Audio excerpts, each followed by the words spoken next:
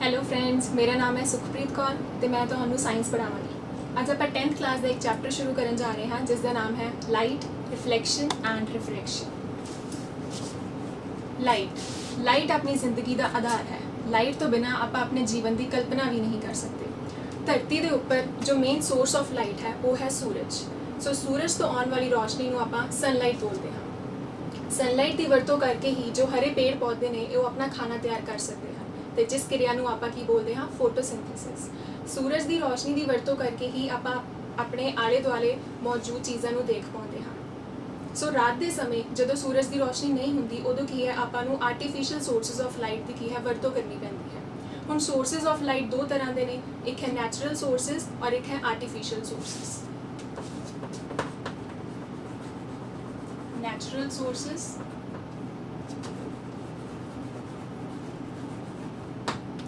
natural sources of light and artificial sources of light. So artificial तो की मतलब है,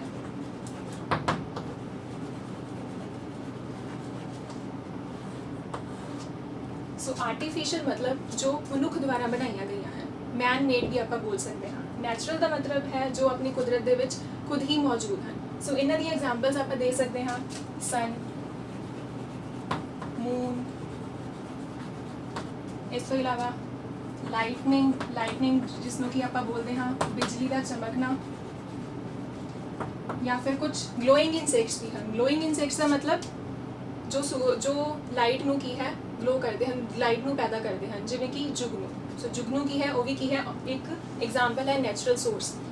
ਆਰਟੀਫੀਸ਼ੀਅਲ ਸੋਰਸਸ ਦੇ ਵਿੱਚ ਆਪਾਂ ਲੈ ਸਕਦੇ ਹਾਂ ਟਿਊਬਲਾਈਟ, ਲੈਂਪ, टॉर्च या फिर बल्ब। ये सारे की हैं आर्टिफिशियल सोर्सेज ऑफ लाइट जो ਆਪਾਂ ਨੂੰ ਕੀ ਹੈ ਰਾਤ ਦੇ ਟਾਈਮ ਜਦੋਂ ਸੂਰਜ ਦੀ ਰੋਸ਼ਨੀ ਨਹੀਂ ਹੁੰਦੀ ਤਾਂ ਚੀਜ਼ਾਂ ਨੂੰ ਦੇਖਣ ਵਿੱਚ ਮਦਦ ਕਰਦੇ ਹਨ। ਹੁਣ ਜਦੋਂ ਆਪਾਂ ਕਿਸੇ ਹਨੇਰੇ ਕਮਰੇ ਦੇ ਵਿੱਚ ਐਂਟਰ ਹੁੰਦੇ ਹਾਂ ਤਾਂ ਉੱਥੇ ਕੀ ਹੈ, ਲਾਈਟ ਨਾ ਹੋਣ ਕਰਕੇ ਆਪਾਂ ਆਸ-ਪਾਸ ਮੌਜੂਦ ਚੀਜ਼ਾਂ ਨੂੰ ਨਹੀਂ ਦੇਖ ਪਾਉਂਦੇ। ਲੇਕਿਨ ਜਦੋਂ ਹੀ ਆਪਾਂ ਲਾਈਟ ਔਨ ਕਰਦੇ ਹਾਂ ਤਾਂ ਕੀ ਹੈ, ਆਪਾਂ ਸਾਰੀਆਂ ਚੀਜ਼ਾਂ ਨੂੰ ਦੇਖ ਪਾਉਂਦੇ ਹਾਂ। ਇਸ ਤਰ੍ਹਾਂ ਕਿਉਂ ਹੁੰਦਾ ਹੈ?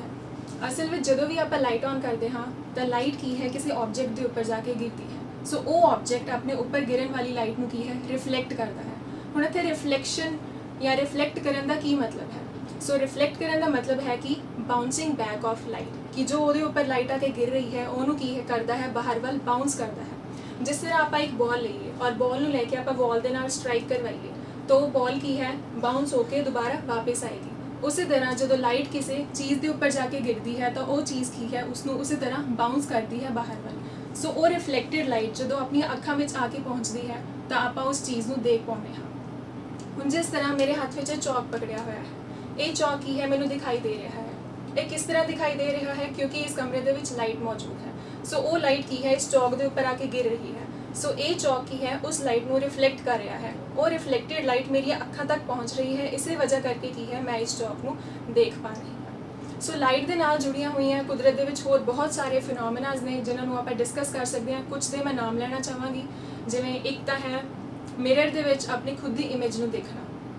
ਉਹ ਕੀ ਹੈ, ਉਹ ਵੀ ਲਾਈਟ ਦੇ ਨਾਲ ਹੀ ਰਿਲੇਟਡ ਹੈ। ਉਹਦੇ ਪਿੱਛੇ ਰਿਫਲੈਕਸ਼ਨ ਆਫ ਲਾਈਟ ਕੀ ਹੈ ਇੱਕ ਬਹੁਤ ਵੱਡਾ ਰੋਲ ਅਦਾ ਕਰਦੀ ਹੈ। ਇਸ ਤੋਂ ਇਲਾਵਾ ਕੀ ਹੈ ਟਵਿੰਕਲਿੰਗ ਆਫ ਸਟਾਰਸ, ਤਾਰਿਆਂ ਦਾ ਟਿਮਟਿਮਾਉਣਾ, ਅਸਮਾਨ ਦਾ ਨੀਲਾ ਰੰਗ, ਬਲੂ ਕਲਰ ਆਫ ਸਕਾਈ, ਜਾਂ ਫਿਰ ਰੇਨਬੋ ਦੇ ਅਲੱਗ-ਅਲੱਗ ਰੰਗਾਂ ਦਾ ਦਿਖਣਾ, ਉਹ ਵੀ ਕੀ ਹੈ ਸਾਰੇ ਲਾਈਟ ਦੇ ਨਾਲ ਹੀ ਰਿਲੇਟਡ ਹਨ। ਸੋ ਆਪਾਂ ਨੂੰ ਪਤਾ ਹੈ, ਤੁਸੀਂ ਛੋਟੀਆਂ ਕਲਾਸਿਸ ਵਿੱਚ ਪੜ੍ਹਿਆ ਵੀ ਹੋਏਗਾ, ਜੋ ਲਾਈਟ ਹੈ ਉਹ ਕੀ ਹੈ ਸਟ੍ਰੇਟ ਲਾਈਨ ਪਾਥ ਫੋਲੋ ਕਰਦੀ ਹੈ। ਮਤਲਬ ਜਦ ਲਾਈਟ ਟਰੈਵਲ ਕਰਦੀ ਹੈ ਤਾਂ ਇੱਕ ਸਟ੍ਰੇਟ ਲਾਈਨ ਦੇ ਅਲੋਂਗ ਟਰੈਵਲ ਕਰਦੀ ਹੈ।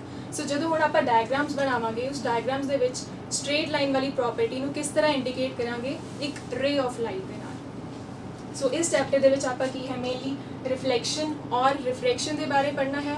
ਆਪਾਂ ਪੜ੍ਹਾਂਗੇ ਰਿਫਲੈਕਸ਼ਨ ਬਾਈ ਸਫੈਰੀਕਲ ਮਿਰਰਸ ਐਂਡ ਆਪਾਂ ਪੜ੍ਹਾਂਗੇ ਰਿਫਰੈਕਸ਼ਨ, ਔਰ ਇਹਨਾਂ ਦੋਨਾਂ ਦਾ ਕੀ ਹੈ ਆਪਾਂ ਡੇਲੀ ਲਾਈਫ ਦੇ ਵਿੱਚ ਕੀ ਐਪਲੀਕੇਸ਼ਨਸ ਨੇ ਜਾਂ ਕੀ ਯੂਜ਼ਸ ਨੇ ਉਹ ਵੀ ਪੜ੍ਹਾਂਗੇ। ਸੋ ਸਭ ਤੋਂ ਪਹਿਲਾਂ ਆਪਾਂ ਗੱਲ ਕਰਦੇ ਹਾਂ ਰਿਫਲੈਕਸ਼ਨ ਦੀ। ਜਿਵੇਂ ਕਿ ਮੈਂ ਪਹਿਲਾਂ ਵੀ ਦੱਸਿਆ ਹੈ, ਰਿਫਲੈਕਸ਼ਨ ਦਾ ਕੀ ਮਤਲਬ ਹੈ ਕਿ ਕੋਈ ਆਬਜੈਕਟ ਹੈ ਉਹਦੇ ਉੱਪਰ ਲਾਈਟ ਆ ਕੇ ਗਿਰ ਰਹੀ ਹੈ ਤਾਂ ਉਹ ਆਬਜੈਕਟ ਕੀ ਹੈ ਉਹਨੂੰ ਰਿਫਲੈਕਟ ਕਰ ਰਿਹਾ ਹੈ, ਮਤਲਬ ਕਿ ਉਹ ਲਾਈਟ ਨੂੰ ਕੀ ਹੈ ਦੁਬਾਰਾ ਤੋਂ ਬਾਹਰ ਵੱਲ ਬਾਉਂਸ ਕਰ ਰਿਹਾ ਹੈ, ਮਤਲਬ ਉਹ ਲਾਈਟ ਬਾਉਂਸ ਹੋ ਕੇ ਬਾਹਰ ਆ ਰਹੀ ਹੈ।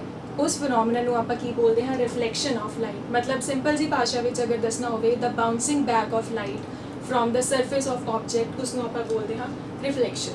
ਹੁਣ ਕੁਝ ਆਬਜੈਕਟਸ ਹੁੰਦੇ ਨੇ ਜੋ ਰਿਫਲੈਕਸ਼ਨ ਜਿਨ੍ਹਾਂ ਤੇ ਰਿਫਲੈਕਸ਼ਨ ਜ਼ਿਆਦਾ ਤੋਂ ਜ਼ਿਆਦਾ ਹੁੰਦੀ ਹੈ, ਕੁਝ ਆਬਜੈਕਟਸ ਦੇ ਉੱਪਰ ਕੀ ਹੈ ਰਿਫਲੈਕਸ਼ਨ ਜ਼ਿਆਦਾ ਪੋਸੀਬਲ ਨਹੀਂ ਹੁੰਦੀ। ਸੋ ਇੱਕ एग्जाम्पल है प्लेन मिरर। प्लेन मिरर के ऊपर की है जो रिफ्लेक्शन है, most of the reflection is possible on plane mirror, मतलब ज़्यादा तो ज़्यादा रिफ्लेक्शन की है प्लेन मिरर कर सकता है। मेरे को प्लेन मिरर है, सो ये एग्जाम्पल है, ये है एक प्लेन मिरर और ये है प्लेन मिरर की बैक साइड। इस दे विच हुंदा की है बेसिकली जो बैक साइड तो की है ਇਹਦੀ सिल्वरिंग कर दी जाती है, हाईली पॉलिश्ड कर दिता जाता है इसनूं। उस तो बाद की है ਇਹਦੇ ਉੱਪਰ एक होर लेयर लगा दी जाती है ताकि की है ਇੱਥੇ कोई अनवांटेड रिफ्लेक्शन ना हो पाए। सो पहला की है ਇਹਨੂੰ हाईली पॉलिश कर दिता गया है, ਉਹਦੇ ਉੱਪਰ की है एक होर लेयर लगा दी गई है ताकि पिछों ਦੀ कोई अनवांटेड रिफ्लेक्शन, अनवांटेड मतलब जो ਆਪਾਂ ਨੂੰ नहीं चाहिए है वो रिफ्लेक्शन ना हो सके। सो इस तरह की है जो अगे वाली सरफेस है ये बन जाती है रिफ्लेक्टिंग और पिछे वाली सरफेस है उन्होंने आप की बोलते हैं नॉन रिफ्लेक्टिंग सरफेस। और प्लेन मिरर के ऊपर की है जो लाइट फॉल होंगी है वो मोस्ट मतलब ज़्यादा तो ज़्यादा रिफ्लेक्शन की है पॉसिबल होंगी है। हुण आप पढ़ते हैं लॉज ऑफ रिफ्लेक्शन बारे। Laws of reflection. So reflection के दो लॉज ने। पहला लॉ है एंगल ऑफ इंसिडेंस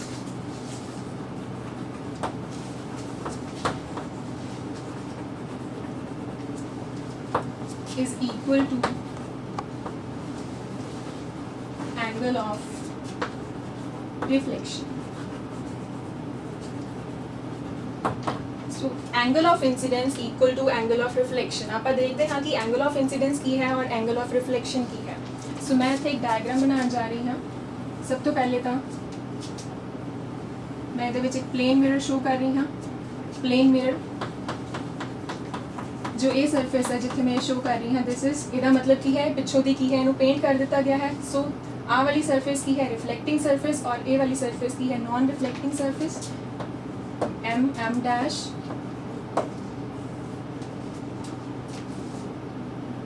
इस तो इलावा मिरर के उपर आप एक नॉर्मल शो करांगे। नॉर्मल की है बिल्कुल 90 डिग्री एंगल पे होनी चाहिए है।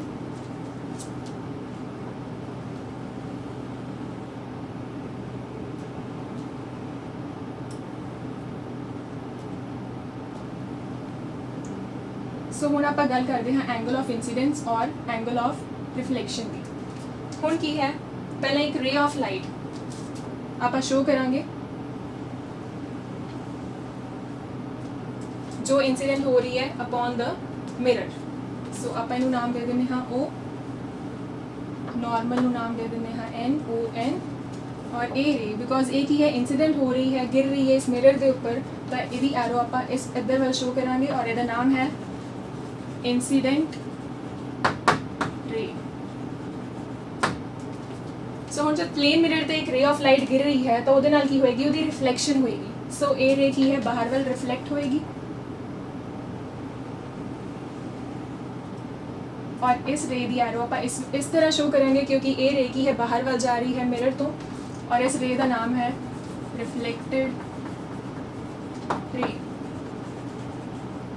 हुण आप गल करते हैं एंगल ऑफ इंसीडेंस और एंगल ऑफ रिफ्लेक्शन बारे। एंगल ऑफ इंसीडेंस की है इंसीडेंट रे जो एंगल बनाती है नॉर्मल दे नाल, उस एंगल नूं आपां बोलते हैं एंगल ऑफ इंसीडेंस, तो उहनूं आपां रिप्रेजेंट करते हैं स्मॉल आई दे नाल। उसी तरह रिफ्लेक्टेड रे जो एंगल बना रही है नॉर्मल दे नाल, उस एंगल नूं आपां बोलते हैं एंगल ऑफ रिफ्लेक्शन, तो उहनूं आपां शो करते हैं स्मॉल आर दे नाल।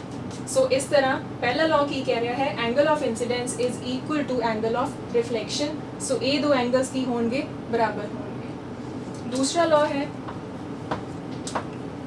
द इंसिडेंट रे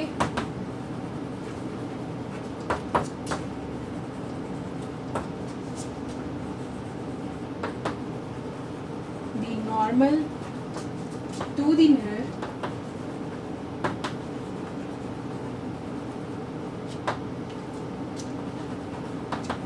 the point of incidence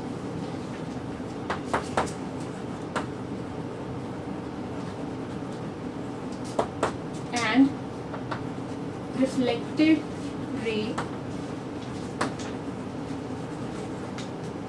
all lie in the same plane.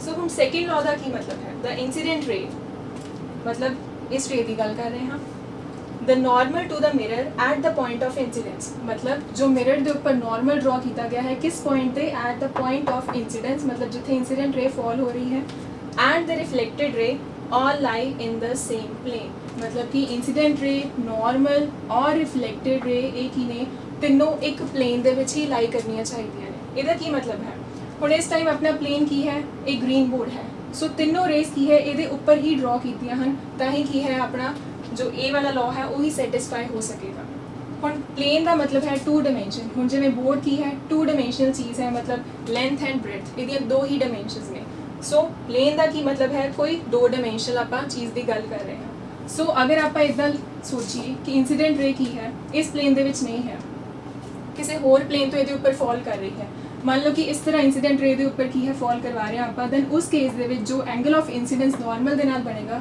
ਉਹ ਬਰਾਬਰ ਨਹੀਂ ਹੋਏਗਾ ਇਸ ਰਿਫਲੈਕਟਡ ਰੇ ਦੇ ਨਾਲ ਸੋ ਇਹਦਾ ਮਤਲਬ ਕੀ ਹੈ ਕਿ ਤਿੰਨੋਂ ਰੇਜ਼ ਕੀ ਹੈ ਬਿਲਕੁਲ ਸੇਮ ਪਲੇਨ ਦੇ ਵਿੱਚ ਹੀ ਲਾਈ ਕਰਨੀਆਂ ਚਾਹੀਦੀਆਂ ਹਨ ਸੋ ਇਹ ਦੋ ਨੇ ਲਾਜ਼ ਆਫ ਰਿਫਲੈਕਸ਼ਨ ਸੋ ਇਹ ਹਰ ਤਰ੍ਹਾਂ ਮਤਲਬ ਹਰੇਕ ਜਗ੍ਹਾ ਕੀ ਹੈ ਸੈਟੀਸਫਾਈ ਹੋਣਗੇ ਜਿੱਥੇ ਵੀ ਰਿਫਲੈਕਸ਼ਨ ਹੋ ਰਹੀ ਹੈ ਸੋ ਇਸ ਤੋਂ ਬਾਅਦ ਆਪਾਂ ਗੱਲ ਕਰਦੇ ਹਾਂ image formation in case of plane mirror so plane mirror ਦੇ ਵਿੱਚ ਇਮੇਜ ਕਿਸ ਤਰ੍ਹਾਂ ਬਣ ਰਹੀ ਹੈ ਇਹ ਤੁਸੀਂ ਵੈਸੇ ਛੋਟੀ ਕਲਾਸਿਸ ਵਿੱਚ ਕੀਤਾ ਹੋਏਗਾ ਲੇਕਿਨ ਆਪਾਂ ਫਿਰ ਇੱਕ ਵਾਰੀ ਰਿਵਾਈਜ਼ ਜ਼ਰੂਰ ਕਰਾਂਗੇ ਮਤਲਬ ਕਿ ਜੋ ਪਲੇਨ ਮਿਰਰ ਦੇ ਵਿੱਚ ਇਮੇਜ ਬਣਦੀ ਹੈ ਉਹਦੀਆਂ ਕੀ ਪ੍ਰੋਪਰਟੀਜ਼ ਹੁੰਦੀਆਂ ਨੇ ਜਾਂ ਕੀ ਕੈਰੈਕਟਰਿਸਟਿਕਸ ਹੁੰਦੇ ਨੇ ਮਤਲਬ ਕਿਸ ਤਰ੍ਹਾਂ ਦੀ ਹੁੰਦੀ ਹੈ ਪਲੇਨ ਮਿਰਰ ਦੇ ਵਿੱਚ ਜੋ ਇਮੇਜ ਬਣਦੀ ਹੈ ਸੋ ਪਲੇਨ ਮਿਰਰ ਜੋ ਆਪਣੇ ਘਰਾਂ ਦੇ ਵਿੱਚ ਸ਼ੀਸ਼ੇ ਲੱਗੇ ਹੁੰਦੇ ਹੈ ਜਿਨ੍ਹਾਂ ਦੇ ਵਿੱਚ ਆਪਾਂ ਆਪਣੀ ਖੁਦ ਦੀ ਸ਼ਕਲ ਦੇਖਦੇ ਹਾਂ ਉਹ ਵੀ ਕੀ ਹੈ ਇੱਕ ਪਲੇਨ ਮਿਰਰ ਹੈ ਸੋ ਪਲੇਨ ਮਿਰਰ ਦੇ ਵਿੱਚ ਸਭ ਤੋਂ ਪਹਿਲੇ ਇਮੇਜ ਦੀ ਜੋ ਪ੍ਰੋਪਰਟੀ ਹੈ ਉਹ ਹੈ image formed is virtual and erect so virtual and erect ਦਾ ਕੀ ਮਤਲਬ ਹੈ ਸੋ ਸਭ ਤੋਂ ਪਹਿਲਾਂ ਆਪਾਂ virtual ਦੀ ਗੱਲ ਕਰਦੇ ਹਾਂ ਜਿਵੇਂ ਆਪਾਂ ਸ਼ੀਸ਼ੇ ਦੇ ਵਿੱਚ ਆਪਣਾ ਖੁਦ ਦਾ ਚਿਹਰਾ ਦੇਖੀਏ ਤਾਂ ਆਪਾਂ ਨੂੰ ਇਦਾਂ ਮਹਿਸੂਸ ਹੁੰਦਾ ਹੈ ਕਿ ਸ਼ੀਸ਼ੇ ਦੇ ਪਿੱਛੇ ਆਪਣੇ ਵਰਗਾ ਹੀ ਸੇਮ ਕੋਈ ਪਰਸਨ ਖੜਾ ਹੋਇਆ ਹੈ ਤੇ ਆਪਾਂ ਉਹਨੂੰ ਸ਼ੀਸ਼ੇ ਦੇ ਥਰੂ ਦੇਖ ਰਹੇ ਹਾਂ ਆਪਾਂ ਨੂੰ ਇਸ ਤਰ੍ਹਾਂ ਨਹੀਂ ਲੱਗਦਾ ਕਿ ਆਪਣੀ ਖੁਦ ਦੀ ਇਮੇਜ ਸ਼ੀਸ਼ੇ ਦੇ ਵਿੱਚ ਹੈ ਸੋ ਵਰਚੁਅਲ ਦਾ ਕੀ ਮਤਲਬ ਹੈ ਕਿ ਜੋ ਅਸਲ ਵਿੱਚ ਚੀਜ਼ ਨਹੀਂ ਹੁੰਦੀ ਆਪਾਂ ਨੂੰ ਉਸ ਤਰ੍ਹਾਂ ਪ੍ਰਤੀਤ ਹੁੰਦਾ ਹੈ ਸੋ ਇੱਕ ਵਰਡ ਹੈ ਰੀਅਲ ਇੱਕ ਵਰਡ ਹੁੰਦਾ ਹੈ ਵਰਚੁਅਲ ਰੀਅਲ ਮਤਲਬ ਜੋ ਅਸਲ ਵਿੱਚ ਚੀਜ਼ ਹੋ ਰਹੀ ਹੈ ਉਹਨੂੰ ਹੀ ਆਪਾਂ ਦੇਖ ਪਾ ਰਹੇ ਹਾਂ ਔਰ ਵਰਚੁਅਲ ਦਾ ਕੀ ਮਤਲਬ ਹੈ ਜੋ ਅਸਲ ਵਿੱਚ ਹੋ ਰਿਹਾ ਹੈ ਆਪਾਂ ਨੂੰ ਉਸ ਤਰ੍ਹਾਂ ਪ੍ਰਤੀਤ ਨਹੀਂ ਹੋ ਰਿਹਾ ਸੋ ਆਪਾਂ ਨੂੰ ਇੰਝ ਲੱਗਦਾ ਹੈ ਕਿ ਸ਼ੀਸ਼ੇ ਦੇ ਪਿੱਛੇ ਆਪਣੀ ਹੀ ਸੇਮ ਸ਼ਕਲ ਵਾਲਾ ਇੱਕ ਪਰਸਨ ਖੜਾ ਹੈ ਤੇ ਉਸ ਕਰਕੇ ਆਪਾਂ ਨੂੰ ਸ਼ੀਸ਼ੇ ਦੇ ਵਿੱਚ ਉਹਦੀ ਇਮੇਜ ਨਜ਼ਰ ਆ ਰਹੀ ਹੈ ਸੋ ਇਸ ਵਰਚੁਅਲ ਨੂੰ ਆਪਾਂ ਇਸ ਚੀਜ਼ ਨਾਲ ਰਿਲੇਟ ਕਰਦੇ ਹਾਂ ਇਰੈਕਟ ਕੀ ਹੈ ਬਿਲਕੁਲ ਸਿੱਧਾ ਹੁਣ ਜਿਵੇਂ ਅਗਰ ਆਪਾਂ ਸ਼ੀਸ਼ੇ ਦੇ ਸਾਹਮਣੇ ਖੜੀ ਹੋਈਏ ਤਾਂ ਆਪਾਂ ਬਿਲਕੁਲ ਸਿੱਧੇ ਹੀ ਨਜ਼ਰ ਆਉਂਦੇ ਹਾਂ ਇੰਨਾ ਤਾਂ ਹੈ ਨਹੀਂ ਕਿ ਆਪਾਂ ਬਿਲਕੁਲ ਪੁੱਠੇ ਨਜ਼ਰ ਆਵਾਂਗੇ ਸੋ ਸਿੱਧਾ ਨਜ਼ਰ ਆਣਾ ਦੈਟ ਇਜ਼ ਇਰੈਕਟ ਔਰ ਵਰਚੁਅਲ ਮੀਨਸ ਕਿ ਆਪਾਂ ਨੂੰ ਇਦਾਂ ਪ੍ਰਤੀਤ ਹੁੰਦਾ ਹੈ ਕਿ ਸ਼ੀਸ਼ੇ ਦੇ ਪਿੱਛੇ ਕੋਈ ਸੇਮ ਸ਼ਕਲ ਵਾਲਾ ਇੱਕ ਆਦਮੀ ਖੜਾ ਹੈ ਸੋ ਉਹ ਕੀ ਹੈ ਵਰਚੁਅਲ ਐਂਡ ਇਰੈਕਟ ਦੂਸਰਾ image is of the same size as that of the object.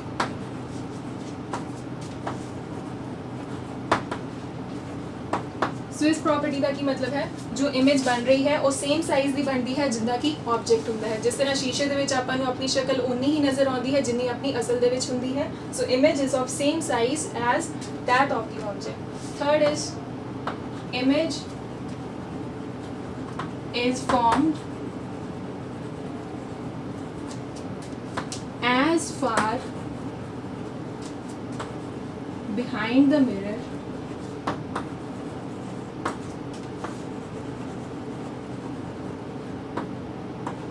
as the object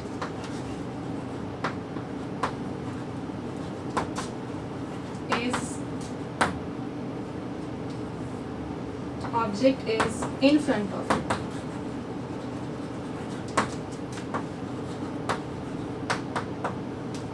इस पॉइंट का की मतलब है image is formed as far behind the mirror as the object is in front of it. ਆਪਾਂ ਨੂੰ ਸ਼ੀਸ਼ੇ ਵਿੱਚ ਜਦ ਆਪਾਂ ਦੇਖਦੇ ਹਾਂ ਤਾਂ ਆਪਾਂ ਨੂੰ ਇਦਾਂ ਪ੍ਰਤੀਤ ਹੁੰਦਾ ਹੈ ਕਿ ਪਿੱਛੇ ਇੱਕ ਆਬਜੈਕਟ ਹੈ, ਸੋ ਉਸ ਤੋਂ ਰੇਜ਼ ਆ ਰਹੀਆਂ ਹਨ ਸ਼ੀਸ਼ੇ ਦੇ ਵੱਲ, ਸੋ ਉਹਨੂੰ ਆਪਾਂ ਦੇਖ ਰਹੇ ਹਾਂ।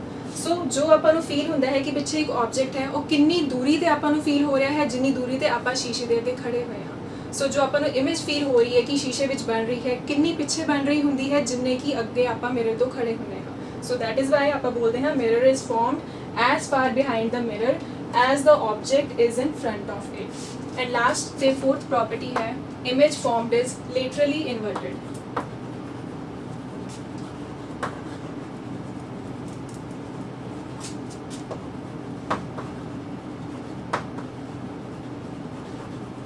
Laterally inverted. ਹੁਣ लेटरली इन्वर्टेड ਦਾ ਕੀ मतलब है, ਜਿਵੇਂ ਕਿ ਤੁਸੀਂ ਸਾਰੇ ਜਾਣਦੇ ਹੀ ਹੋ, ਜਦੋਂ ਆਪਾਂ ਸ਼ੀਸ਼ੇ ਅੱਗੇ ਖੜੇ ਹੁੰਦੇ ਆ, ਅਗਰ ਆਪਾਂ ਰਾਈਟ ਹੈਂਡ ਖੜਾ ਕਰੀਏ ਤਾਂ ਆਪਾਂ ਨੂੰ ਅੱਗੇ ਕੀ ਨਜ਼ਰ ਆਏਗਾ ਕਿ ਜੋ ਸਾਹਮਣੇ ਵਾਲਾ ਬੰਦਾ ਹੈ ਅਸਲ ਵਿੱਚ ਕੋਈ ਬੰਦਾ ਤਾਂ ਨਹੀਂ ਹੈ, ਆਪਣੀ ਹੀ ਇਮੇਜ ਹੈ। ਆਪਾਂ ਨੂੰ ਲੱਗਦਾ ਹੈ ਕਿ ਉਹ ਆਪਣਾ ਕੀ ਹੈ ਲੈਫਟ ਹੈਂਡ ਉੱਪਰ ਕਰ ਰਿਹਾ ਹੈ, ਔਰ ਉਸੇ ਤਰ੍ਹਾਂ ਅਗਰ ਆਪਾਂ ਲੈਫਟ ਹੈਂਡ ਉੱਪਰ ਕਰਦੇ ਹਾਂ ਤਾਂ ਆਪਾਂ ਨੂੰ ਇਦਾਂ ਫੀਲ ਹੁੰਦਾ ਹੈ ਕਿ ਉਹ ਆਪਣਾ ਰਾਈਟ ਹੈਂਡ ਉੱਪਰ ਕਰ ਰਿਹਾ ਹੈ। ਸੋ ਇਮੇਜ ਜੋ ਬਣ ਰਹੀ ਹੈ ਇਮੇਜ ਫॉर्म्ड इज लेटरली इन्वर्टेड, मतलब लेटरल इन्वर्जन हो रही है। ठीक है, सो ਇਹ ਕੀ ਹੈ ਆਪਣੀਆਂ ਚਾਰ ਪ੍ਰੋਪਰਟੀਜ਼ ਇਮੇਜ ਦੀਆਂ, ਜਦੋਂ ਇਮੇਜ ਕਦੋਂ ਬਣ ਰਹੀ ਹੈ image formed in case of a plane mirror. So ਹੁਣ ਕਰਵਡ ਮਿਰਰ ਕੀ ਹੈ? ਕਰਵਡ ਮਿਰਰ ਮਤਲਬ ਜਿਹਦੇ ਵਿੱਚ ਕੋਈ ਰਿਫਲੈਕਟਿੰਗ ਸਰਫੇਸ ਹੈ ਉਹ ਪਲੇਨ ਨਾ ਹੋਵੇ, ਪਲੇਨ ਹੋਣ ਦੀ ਬਜਾਏ ਕੀ ਹੋਵੇ ਕਰਵਡ ਹੋਵੇ, ਤਾਂ ਆਪਾਂ ਕੀ ਹੈ ਮਿਰਰ ਨੂੰ ਕੀ ਬੋਲਾਂਗੇ ਕਰਵਡ ਮਿਰਰ ਬੋਲਾਂਗੇ। ਜਿਸ ਤਰ੍ਹਾਂ ਕਿ ਅਗਰ ਆਪਾਂ ਇਸ ਸਪੂਨ ਦੀ ਐਗਜ਼ਾਮਪਲ ਲਈਏ, ਇਸ ਦੇ ਵਿੱਚ ਵੀ ਕੀ ਹੈ ਆਪਣੇ ਕੋਲ ਇੱਕ ਕਰਵਡ ਸਰਫੇਸ ਹੈ, ਇੱਕ ਨਹੀਂ ਬਲਕਿ ਦੋ ਕਰਵਡ ਸਰਫੇਸਿਸ ਨੇ, ਇੱਕ ਸਰਫੇਸ ਇਹ ਹੈ ਔਰ ਇੱਕ ਸਰਫੇਸ ਇਹ ਹੈ। ਇਹਦੇ ਵਿੱਚ ਵੀ ਕੀ ਆਪਾਂ ਆਪਣੀ ਖੁਦ ਦੀ ਸ਼ਕਲ ਦੇਖ ਪਾ ਰਹੇ ਹਾਂ, ਬਿਕੋਜ਼ ਇਹ ਹਾਈਲੀ ਪੋਲਿਸ਼ ਨਹੀਂ ਹੈ ਤਾਂ ਬਹੁਤ ਪ੍ਰੋਪਰ ਆਪਾਂ ਨੂੰ ਇਮੇਜ ਨਹੀਂ ਨਜ਼ਰ ਆਉਂਦੀ। ਸੋ ਇਹਦੇ ਵਿੱਚ ਵੀ ਕੀ ਹੈ ਦੋ ਕਰਵਡ ਸਰਫੇਸਿਸ ਨੇ, ਇੱਕ ਸਰਫੇਸ ਇਸ ਤਰ੍ਹਾਂ ਹੈ ਔਰ ਇੱਕ ਸਰਫੇਸ ਇਸ ਤਰ੍ਹਾਂ ਹੈ। ਸੋ ਇਹਨੂੰ ਆਪਾਂ ਕੀ ਹੈ ਐਜ਼ ਐਨ ਐਗਜ਼ਾਮਪਲ ਲੈ ਸਕਦੇ ਹਾਂ ਆਫ ਕਰਵਡ ਮਿਰਰ। ਹੁਣ ਕਰਵਡ ਮਿਰਰ ਦੇ ਵਿੱਚ ਜੋ ਮੋਸਟ ਕਾਮਨਲੀ ਯੂਜ਼ਡ ਟਾਈਪ ਹੈ ਉਹਨੂੰ ਆਪਾਂ ਬੋਲਦੇ ਹਾਂ ਸਫੈਰੀਕਲ ਮਿਰਰ। ਸੋ ਹੁਣ ਆਪਾਂ ਗੱਲ ਕਰਦੇ ਹਾਂ ਸਫੈਰੀਕਲ ਮਿਰਰਸ ਬਾਰੇ।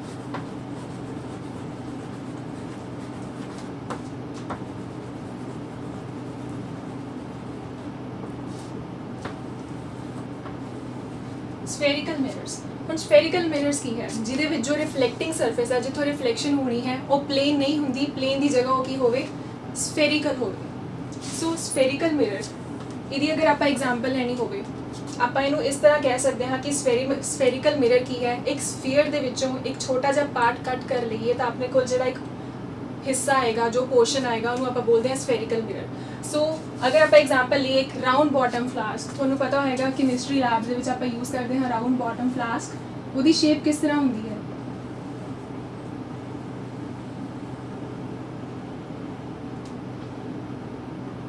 ਸੋ ਜੋ ਨੀਚੇ ਵਾਲਾ ਹਿੱਸਾ ਹੈ ਉਹ ਕੀ ਹੈ, ਇੰਨਾ ਹਿੱਸਾ ਉਹ ਕੀ ਹੈ ਸਫੈਰੀਕਲ ਸ਼ੇਪ ਦਾ ਹੁੰਦਾ ਹੈ। ਅਗਰ ਆਪਾਂ ਇਹਦੀ ਨੀਚੋਂ ਕਟਿੰਗ ਕਰ ਲਈਏ ਸੋ ਨੀਚੇ ਵਾਲਾ ਜਿਹੜਾ ਹਿੱਸਾ ਆਪਾਂ ਨੂੰ ਮਿਲੇਗਾ, ਜੋ ਪਾਰਟ ਮਿਲੇਗਾ ਉਹ ਕੀ ਹੋਏਗਾ, ਇੱਕ ਐਗਜ਼ਾਮਪਲ ਹੋਏਗਾ ਕਿਸ ਚੀਜ਼ ਦੀ ਸਫੈਰੀਕਲ ਮਿਰਰ ਦੀ। ਔਰ ਆਪਾਂ ਇਸ ਤਰ੍ਹਾਂ ਹੀ ਬੋਲਦੇ ਹਾਂ ਕਿ ਜੋ ਸਫੈਰੀਕਲ ਮਿਰਰ ਹੈ ਉਹਨੂੰ ਆਪਾਂ ਇਸ ਤਰ੍ਹਾਂ ਕੰਸੀਡਰ ਕਰਦੇ ਹਾਂ ਕਿ ਉਹ ਕੀ ਹੈ ਇੱਕ ਛੋਟਾ ਜਿਹਾ ਪਾਰਟ ਹੈ of a complete sphere. Okay, so spherical mirrors ਉਹ ਮੈਂ ਤੁਹਾਨੂੰ ਦੱਸ ਦਿੱਤਾ ਹੈ ਸਫੈਰੀਕਲ ਮਿਰਰਸ ਕੀ ਹੁੰਦੇ ਹੈ। ਇਸ ਤੋਂ ਇਲਾਵਾ ਸਫੈਰੀਕਲ ਮਿਰਰਸ ਦੇ ਵਿੱਚ ਹੁਣ ਆਪਾਂ ਇਹਨਾਂ ਦੀਆਂ ਟਾਈਪਸ ਡਿਸਕਸ ਕਰਦੇ ਹਾਂ। ਸਫੈਰੀਕਲ ਮਿਰਰਸ ਦੇ ਵਿੱਚ ਆਪਾਂ ਦੋ ਟਾਈਪਸ ਡਿਸਕਸ ਕਰਾਂਗੇ, ਇੱਕ ਹੁੰਦੀ ਹੈ ਕਨਕੇਵ ਮਿਰਰ ਔਰ ਇੱਕ ਹੁੰਦੀ ਹੈ convex mirror. So concave and convex.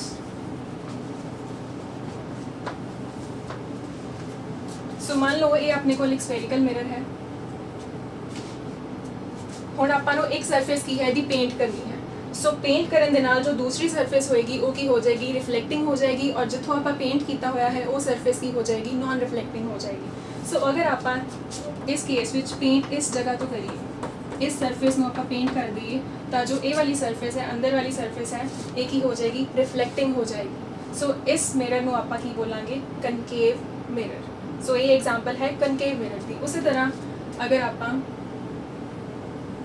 Same mirror है अपने को सेम पीस है स्फीयर तो सेम ही पीस लिया है, लेकिन अगर आप हम इसकी पेंट जो पेंट करना है इस सरफेस तो कर दिए दैन जो अपने को रिफ्लेक्टिंग सरफेस आएगी वो ये वाली होएगी, मतलब जो रिफ्लैक्शन होएगी इस सरफेस तो हो रही है, कनकेव के केस दे विच इस सरफेस तो रिफ्लैक्शन हो रही है। सो इस मिरर ਨੂੰ ਆਪਾਂ ਨਾਮ ਦਿੱਤਾ ਹੈ convex mirror. So concave and convex. ਇਹ ਕੀ ਹੈ, ਦੋ ਟਾਈਪਸ ਨੇ ਸਫੈਰੀਕਲ ਮਿਰਰਸ ਦੀਆਂ। ਅਗੇਨ ਅਗਰ ਆਪਾਂ ਇਹਨੂੰ ਸਪੂਨ ਦੇ ਨਾਲ ਰਿਲੇਟ ਕਰਕੇ ਚੱਲਣਾ ਹੋਵੇ ਤਾਂ ਤੁਸੀਂ ਹੁਣ ਦੱਸ ਸਕਦੇ ਹੋ ਕਿ ਇਸ ਦੇ ਵਿੱਚ ਕਨਕੇਵ ਮਿਰਰ ਕਿਹੜਾ ਹੈ ਔਰ ਕਨਵੈਕਸ ਮਿਰਰ ਕਿਹੜਾ ਹੈ। ਸੋ ਅਗਰ ਆਪਾਂ ਦੇਖੀਏ ਕਿ ਜੋ ਆ ਪੋਰਸ਼ਨ ਹੈ, ਸੋ ਇਹ ਕੀ ਹੈ, ਇਹਦੀ ਰਿਫਲੈਕਸ਼ਨ ਇਸ ਤਰ੍ਹਾਂ ਹੋ ਰਹੀ ਹੈ। ਸੋ ਇਸੇ ਤਰ੍ਹਾਂ ਕਨਕੇਵ ਦੇ ਵਿੱਚ ਵੀ ਕੀ ਹੈ, ਰਿਫਲੈਕਸ਼ਨ ਇਸ ਪੋਰਸ਼ਨ ਤੋਂ ਹੁੰਦੀ ਹੈ। ਬਾਹਰ ਵਾਲੇ ਨੂੰ ਕੀ ਹੈ, ਅਗਰ ਆਪਾਂ ਪੇਂਟ ਕਰ ਦਈਏ ਔਰ ਰਿਫਲੈਕਸ਼ਨ ਇੱਥੋਂ ਕਰਵਾਈਏ ਦੈਨ ਇਹ ਕੀ ਹੋਏਗਾ, ਇੱਕ ਕਨਕੇਵ ਮਿਰਰ ਹੋਏਗਾ। ਉਸੇ ਤਰ੍ਹਾਂ ਅਗਰ ਆਪਾਂ ਹੁਣ ਆਹ ਵਾਲੀ ਸਰਫੇਸ ਯੂਜ਼ ਕਰੀਏ, ਇਸ ਵਾਲੀ ਸਰਫੇਸ ਦੇ ਵਿੱਚ ਇਹਨੂੰ ਪੇਂਟ ਕਰ ਦਈਏ ਔਰ ਇਧਰੋਂ ਰਿਫਲੈਕਸ਼ਨ ਕਰਵਾਈਏ ਦੈਨ ਇਸ ਕੇਸ ਦੇ ਵਿੱਚ ਜੋ ਇਹ ਮਿਰਰ ਹੋਏਗਾ ਉਹ ਕੀ ਹੋਏਗਾ, ਇੱਕ ਕਨਵੈਕਸ ਮਿਰਰ ਕਹਿਲਾਏਗਾ। ਸੋ ਇਸ ਤੋਂ ਬਾਅਦ ਆਪਾਂ ਕੁਝ ਟਰਮਸ ਬਾਰੇ ਪੜਾਂਗੇ ਜੋ ਆਪਾਂ ਕਨਕੇਵ ਮਿਰਰਸ ਔਰ ਕਨਵੈਕਸ ਮਿਰਰ ਦੇ ਵਿੱਚ ਕੀ ਹੈ ਯੂਜ਼ ਕਰਨ ਵਾਲੇ ਹਾਂ। ਉਸ ਤੋਂ ਬਿਨਾਂ ਆਪਾਂ ਅੱਗੇ ਨਹੀਂ ਚੱਲਾਂਗੇ। ਸੋ ਹੁਣ ਆਪਾਂ ਸਟਾਰਟ ਕਰਦੇ ਹਾਂ ਕੁਝ ਬੇਸਿਕ ਟਰਮਸ, ਸਮ ਬੇਸਿਕ ਟਰਮਸ।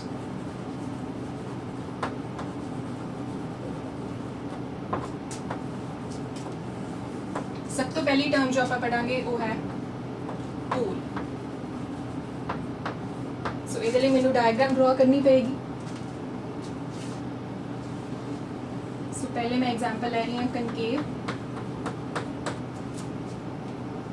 और नाल ही मैं शो करांगी कन्वेक्स मिरर।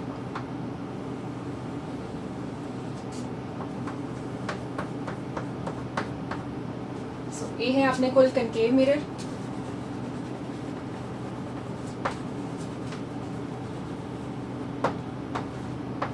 और ये है कन्वेक्स।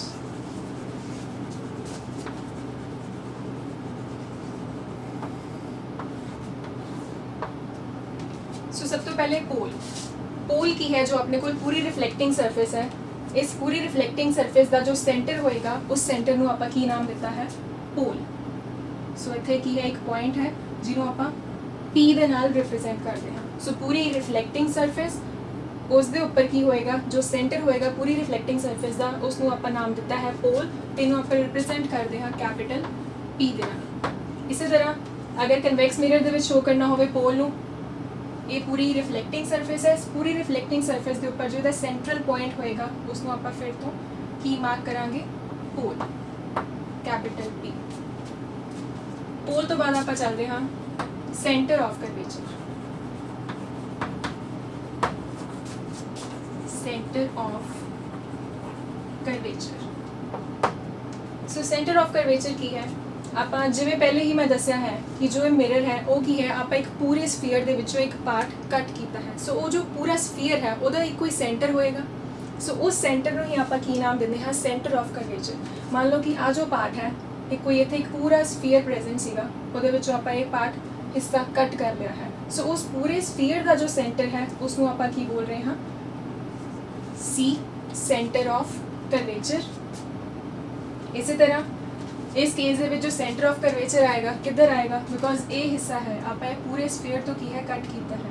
ਸੋ ਉਹਦਾ ਸੈਂਟਰ ਕੀ ਹੋਏਗਾ, ਇੱਧਰ ਵੱਲ ਕਿਤੇ ਲਾਈ ਕਰ ਲਿਆ। C, ਸੈਂਟਰ ਆਫ ਕਰਵੇਚਰ ਨੂੰ ਆਪਾਂ ਸ਼ੋ ਕਰਦੇ ਹਾਂ ਕੈਪੀਟਲ C ਦੇ ਨਾਲ। ਔਰ ਇਹ ਧਿਆਨ ਰੱਖਾਂਗੇ ਜੋ ਸੈਂਟਰ ਆਫ ਕਰਵੇਚਰ ਹੈ ਸਰਫੇਸ ਦੇ ਉੱਪਰ ਨਹੀਂ ਲਾਈ ਕਰੇਗਾ, ਸਰਫੇਸ ਤੋਂ ਬਾਹਰ ਲਾਈ ਕਰ ਰਿਹਾ ਹੈ। ਸੇਮ ਇਸੇ ਤਰ੍ਹਾਂ ਇੱਥੇ ਵੀ ਸਰਫੇਸ ਦੇ ਉੱਪਰ ਨਹੀਂ ਹੈ, ਰਿਫਲੈਕਟਿੰਗ ਸਰਫੇਸ ਦੇ ਉੱਪਰ नहीं है, ਸਰਫੇਸ ਤੋਂ ਬਾਹਰ है।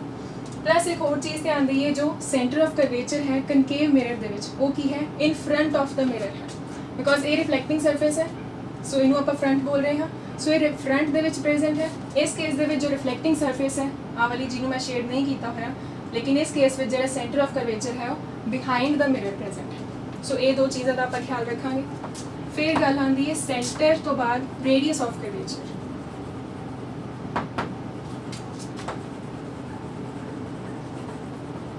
रेडियस ऑफ कर्वेचर और इनू आप शो करते हैं कैपिटल R दे नाल। हुण अगर मैं पोल और सेंटर ऑफ कर्वेचर नू ज्वाइन करा, सिमिलरली इधर भी, तो जो ये डिस्टेंस आ रहा है अपने को P तो C तक का डिस्टेंस, इसनू आप की बोलते हैं रेडियस ऑफ कर्वेचर। तो इनू आप शो करते हैं कैपिटल R दे नाल। सो इस फिगर ਦੇ ਵਿੱਚ ਆਪਣਾ रेडियस ऑफ कर्वेचर की है PC और इसी तरह इस फिगर ਦੇ ਵਿੱਚ ਵੀ ਆਪਣਾ रेडियस ऑफ कर्वेचर की है PC। ਇਸ ਤੋਂ ਬਾਅਦ प्रिंसिपल एक्सिस,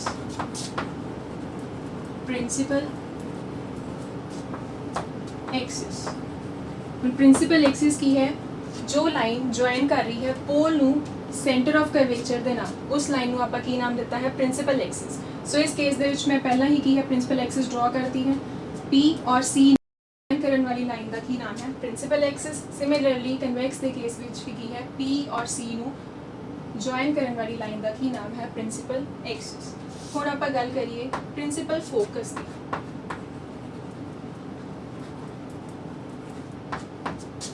ਪ੍ਰਿੰਸੀਪਲ ਫੋਕਸ, ਸੋ ਇੱਕ ਬਹੁਤ ਇੰਪੋਰਟੈਂਟ ਚੀਜ਼ ਹੈ। ਪ੍ਰਿੰਸੀਪਲ ਫੋਕਸ ਕੀ ਹੈ? ਹੁਣ ਅਗਰ ਆਪਾਂ ਪਹਿਲੇ ਕਨਕੇਵ ਮਿਰਰ ਦੀ ਗੱਲ ਕਰਦੇ ਹਾਂ, ਕਨਕੇਵ ਮਿਰਰ ਦੇ ਉੱਪਰ ਆਪਾਂ ਪੈਰਲਲ ਰੇਜ਼ ਆਫ ਲਾਈਟ ਲਈਏ। ਸਪੋਜ਼ ਇਨਫਿਨਿਟੀ ਦੀ ਕੋਈ ਆਬਜੈਕਟ ਹੈ, ਉਹਦੇ ਤੋਂ ਕੀ ਹੈ? ਪੈਰਲਲ ਰੇਜ਼ ਆਫ ਲਾਈਟ ਆ ਰਹੀਆਂ ਹਨ।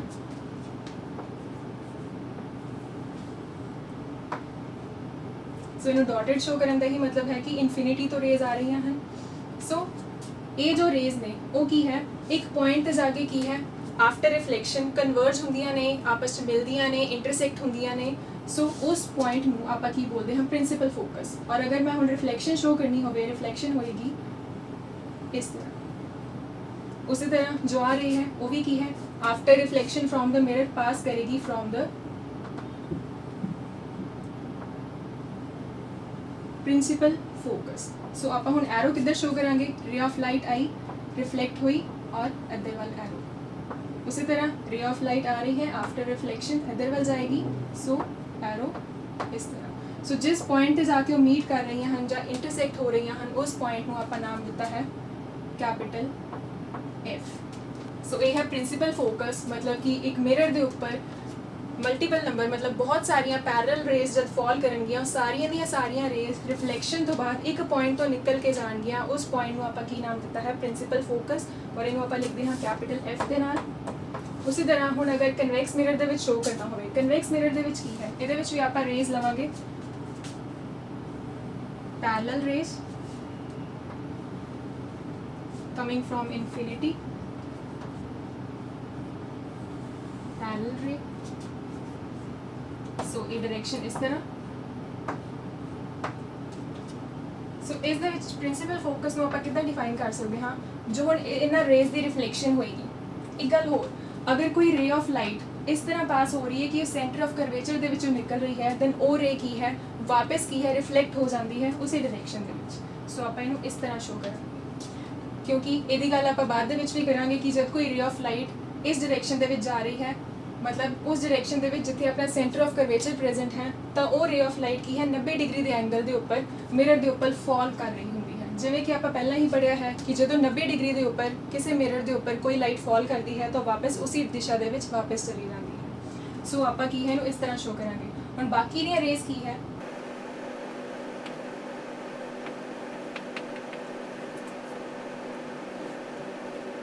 ਹੁਣ ਬਾਕੀ ਦੀਆਂ ਰੇਜ਼ ਜੋ ਇਹ ਵਾਲੀ ਰੇ ਹੈ, ਇਹ ਕੀ ਹੈ? ਇੱਥੇ ਜਾ ਕੇ ਸਟ੍ਰਾਈਕ ਕਰੇਗੀ, ਇੱਥੇ ਕੀ ਹੋਏਗੀ? ਇਹਦੀ ਰਿਫਲੈਕਸ਼ਨ ਹੋਏਗੀ। ਸੋ ਰਿਫਲੈਕਟ ਹੋ ਕੇ ਵਾਪਸ ਜਾਏਗੀ। ਇਸੇ ਤਰ੍ਹਾਂ ਇਹ ਰੇ ਕੀ ਹੈ? ਇੱਥੇ ਰਿਫਲੈਕਟ ਹੋਏਗੀ, ਰਿਫਲੈਕਟ ਹੋ ਕੇ ਵਾਪਸ ਜਾਏਗੀ।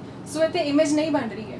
ਲੇਕਿਨ ਅਗਰ ਆਪਾਂ ਇਹਨੂੰ ਪਿੱਛੇ ਵੱਲ ਪ੍ਰੋਡਿਊਸ ਕਰੀਏ, ਡਾਟਡ ਲਾਈਨ ਡਰਾ ਕਰੀਏ, ਡਾਟਡ ਲਾਈਨ ਡਰਾ ਕਰਨ ਤੇ ਕੀ ਹੈ? ਇੱਕ ਪੁਆਇੰਟ ਤੇ ਜਾ ਕੇ ਮਿਲਣਗੀਆਂ। ਸੋ ਇਸ ਕੇਸ ਦੇ ਵਿੱਚ ਆਪਾਂ ਉਸ ਪੁਆਇੰਟ ਨੂੰ ਕੀ ਨਾਮ ਦਿੱਤਾ ਹੋਇਆ ਹੈ? Principal focus. ਸੋ ਕਨਵੈਕਸ ਦੇ ਕੇਸ ਦੇ ਵਿੱਚ ਪ੍ਰਿੰਸੀਪਲ ਫੋਕਸ ਕੀ ਹੈ ਕਿ ਜਦੋਂ parallel rays of light mirror ਦੇ ਉੱਪਰ ਫਾਲ ਕਰ ਰਹੀਆਂ ਹਨ ਤਾਂ ਉਹਨਾਂ ਦੀ ਕੀ ਹੈ? ਰਿਫਲੈਕਸ਼ਨ ਹੁੰਦੀ ਹੈ। ਲੇਕਿਨ ਜੋ ਰਿਫਲੈਕਟਡ ਰੇਜ਼ ਨੇ ਆਪਾਂ ਨੂੰ ਇਦਾਂ ਅਪੀਅਰ ਹੁੰਦਾ ਹੈ ਕਿ ਉਹ ਇੱਕ ਪੁਆਇੰਟ ਤੋਂ ਨਿਕਲ ਕੇ ਬਾਹਰ ਵੱਲ ਆ ਰਹੀਆਂ ਹਨ। ਸੋ ਇਸ ਕਰਕੇ ਆਪਾਂ ਇਸ ਕੇਸ ਦੇ ਵਿੱਚ ਇਹਨੂੰ ਬੋਲਦੇ ਹਾਂ ਪ੍ਰਿੰਸੀਪਲ ਫੋਕਸ। ਸੋ ਇਹ ਥੋੜਾ ਫਰਕ ਹੈ ਕਨਕੇਵ ਮਿਰਰ ਦੇ ਵਿੱਚ ਪ੍ਰਿੰਸੀਪਲ ਫੋਕਸ ਦਾ ਔਰ ਕਨਵੈਕਸ ਦੇ ਵਿੱਚ। ਕਨਕੇਵ ਦੇ ਵਿੱਚ ਆਪਾਂ ਬੋਲਦੇ ਹਾਂ ਕਿ ਪ੍ਰਿੰਸੀਪਲ ਫੋਕਸ ਦੇ ਉੱਪਰ ਕੀ ਹੈ? ਰੇਜ਼ ਆਫ ਲਾਈਟ ਮੀਟ ਹੁੰਦੀਆਂ ਨੇ, ਇੰਟਰਸੈਕਟ ਹੁੰਦੀਆਂ ਨੇ ਜਾਂ ਇਕੱਠੀਆਂ ਹੁੰਦੀਆਂ ਨੇ। ਔਰ ਕਨਵੈਕਸ ਦੇ ਵਿੱਚ ਆਪਾਂ ਪ੍ਰਿੰਸੀਪਲ ਫੋਕਸ ਨੂੰ ਬੋਲਦੇ ਹਾਂ ਕਿ ਪ੍ਰਿੰਸੀਪਲ ਫੋਕਸ ਕੀ ਹੈ? ਜਿੱਥੋਂ ਆਪਾਂ ਨੂੰ ਅਪੀਅਰ ਹੁੰਦਾ ਹੈ ਕਿ ਰਿਫਲੈਕਟਡ ਰੇਜ਼ ਆਫ ਲਾਈਟ ਇੱਥੋਂ ਦੀ ਡਾਇਵਰਜ ਹੋ ਰਹੀਆਂ ਨੇ ਜਾਂ ਬਾਹਰ ਵੱਲ ਨਿਕਲ ਰਹੀਆਂ ਨੇ। ਸੋ ਇਹ ਸੀ ਪ੍ਰਿੰਸੀਪਲ ਫੋਕਸ। ਪ੍ਰਿੰਸੀਪਲ ਫੋਕਸ ਤੋਂ ਬਾਅਦ ਆਪਾਂ ਗੱਲ ਕਰਦੇ ਹਾਂ ਫੋਕਲ ਲੈਂਥ।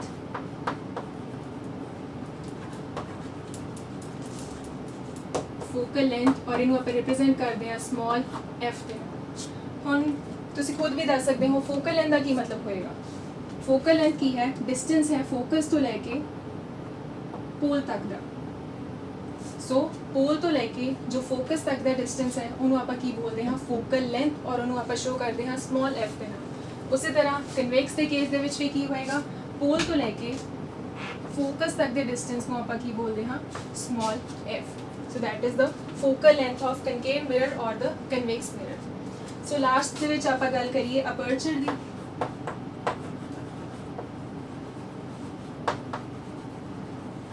ਅਪਰਚਰ, ਹੁਣ ਅਪਰਚਰ ਕੀ ਹੈ?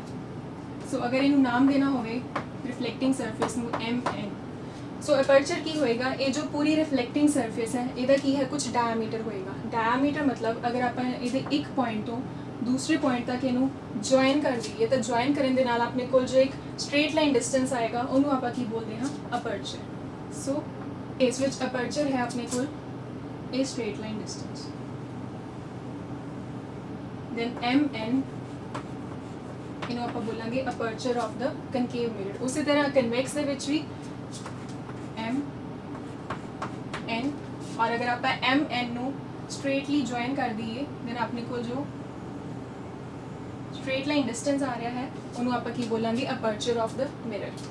ਸੋ ਇਹ ਸੀ ਕੁਝ ਬੇਸਿਕ ਟਰਮਸ ਜੋ ਆਪਾਂ ਨੂੰ ਪਤਾ ਹੋਣੀਆਂ ਚਾਹੀਦੀਆਂ before the image formation, because ਆਪਾਂ ਹੁਣ ਪੜਾਂਗੇ ਇਹਦੇ ਵਿੱਚ ਇਮੇਜ ਫਾਰਮੇਸ਼ਨ ਇਨ ਕਨਕੇਵ ਮਿਰਰ ਔਰ ਫਿਰ ਇਮੇਜ ਫਾਰਮੇਸ਼ਨ ਇਨ ਕਨਵੈਕਸ ਮਿਰਰ।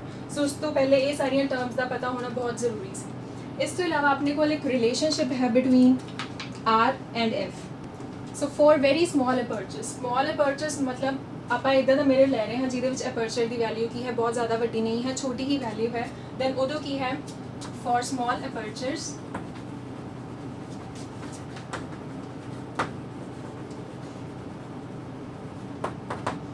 ਆਪਣੇ ਕੋਲ ਰਿਲੇਸ਼ਨ ਹੈ between radius of curvature and focal length. ਹੁਣ ਰੇਡੀਅਸ ਆਫ ਕਰਵੇਚਰ ਕੀ ਹੈ, ਪੋਲ ਤੋਂ ਲੈ ਕੇ ਸੈਂਟਰ ਆਫ ਕਰਵੇਚਰ ਤੱਕ ਦਾ ਡਿਸਟੈਂਸ। ਫੋਕਲ ਲੈਂਥ ਕੀ ਹੈ, ਪੋਲ ਤੋਂ ਲੈ ਕੇ ਫੋਕਸ ਤੱਕ ਦਾ distance. So for small apertures ਇਹਨਾਂ ਦੇ ਵਿਚਕਾਰ ਇੱਕ ਰਿਲੇਸ਼ਨ ਹੁੰਦਾ ਹੈ radius of curvature is equal to 2 times the focal length. So ਜੋ ਇਹ ਪੂਰਾ ਡਿਸਟੈਂਸ ਹੋਏਗਾ ਪੋਲ ਤੋਂ ਲੈ ਕੇ ਸੈਂਟਰ ਆਫ ਕਰਵੇਚਰ ਤੱਕ ਦਾ, ਉਹ ਕੀ ਹੋਏਗਾ, 2 ਟਾਈਮਸ ਦ ਡਿਸਟੈਂਸ। ਕਿਹੜਾ ਡਿਸਟੈਂਸ? ਜੋ ਪੋਲ ਤੋਂ ਲੈ ਕੇ F ਤੱਕ ਦਾ ਡਿਸਟੈਂਸ ਹੈ। ਸੋ ਇਹ ਇੱਕ ਬਹੁਤ ਇੰਪੋਰਟੈਂਟ ਰਿਲੇਸ਼ਨ ਹੈ ਜੋ ਆਪਾਂ ਯਾਦ ਰੱਖਾਂਗੇ। Radius of curvature is equal to 2 times ਦਾ ਫੋਕਲ ਲੈਂਥ, ਬਿਕੋਜ਼ ਇਹ ਕੀ ਹੈ, ਨੂਮੈਰੀਕਲਸ ਦੇ ਵਿੱਚ ਜ਼ਿਆਦਾਤਰ ਯੂਜ਼ ਹੁੰਦਾ ਹੈ।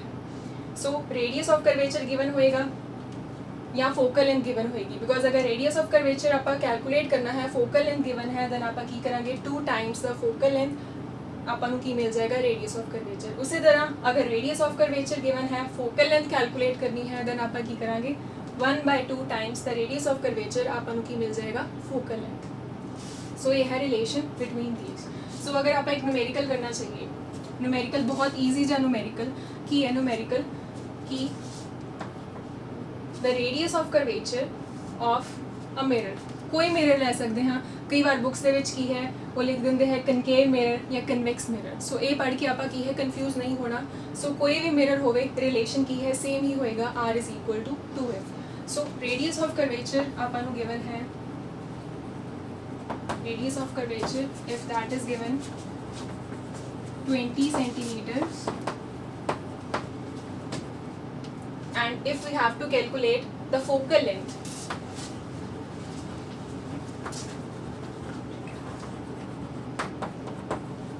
so बहुत easy numerical है। की करेंगे अपन relation पता है between R and F। so R and F the relation है R is equal to 2F। we are given radius of curvature 20 centimeter।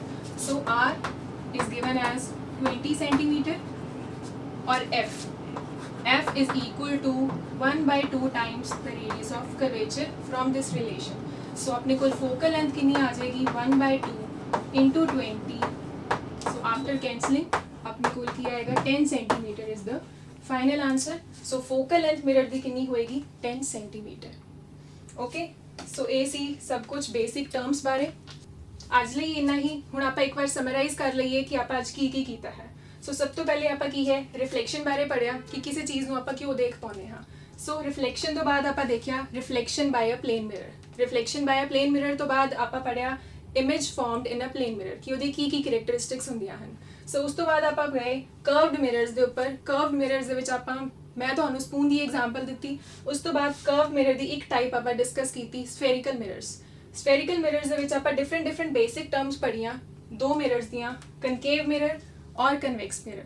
ਸੋ ਉਹ ਸਾਰੀਆਂ ਟਰਮਸ ਪੜ੍ਹਨ ਤੋਂ ਬਾਅਦ ਇੱਕ ਰਿਲੇਸ਼ਨਸ਼ਿਪ ਪੜ੍ਹਿਆ। Relationship C between R and F। R ਕੀ ਹੈ radius of curvature, F ਕੀ ਹੈ ਫੋਕਲ ਲੈਂਥ। ਔਰ ਐਂਡ ਤੇ ਆਪਾਂ ਕੀ ਹੈ ਉਹਦੇ ਨਾਲ ਦਾ ਹੀ ਇੱਕ ਨੂਮੈਰੀਕਲ ਕਰ ਲਿਆ। ਹੁਣ ਅਗਲੇ ਲੈਕਚਰ ਦੇ ਵਿੱਚ ਆਪਾਂ ਪੜਾਂਗੇ how images are formed in concave mirror and convex mirror. So ਅੱਜ ਲਈ ਇੰਨਾ ਹੀ। Thank you.